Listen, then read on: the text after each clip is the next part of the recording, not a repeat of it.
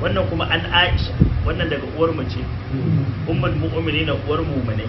radiyallahu ta'ala anha tace annan nabiyyi sallallahu alaihi wasallama kuciya bi sabiyin sha manzon Allah sallama an zo masa da wani yaro karami fa bala ala thawbi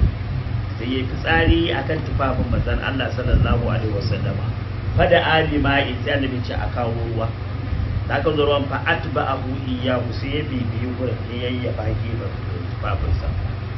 wallin muslimin amma a ruwayar muslim fa atba'ahu bawlahu sai ya bibiyar da ruwan wajen fitsariya wajen fitsarin wadam ya kusuru bai wanki ba wannan sai iza mana an samu sabanin naka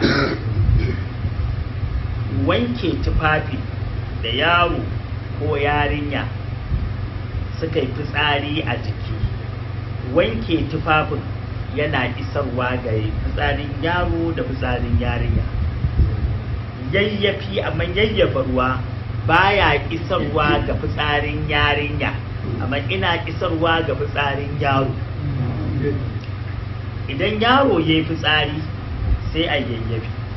idan mace ce sai a wanke tufafi yaya ta hikima ce ta rasulullah da samun sauki a musulunci shi ita karaman bace tana da dafa kiwa mafi yawa mace za ka tana da kiwa ta ba babanta ba sai wata kawai sai ta makala jiki shi kuma ya namiji da ya ganka sai mika hannu yawo da haka mutane sun fi ɗaukar yara maza akan mata to yara mazan nan sun fi yawan fitsari za ka yi rukusa kai yayyafi ita kuma mace sai a yayyafa sai a wanke wurin Allahu wa rasuluhu wa ala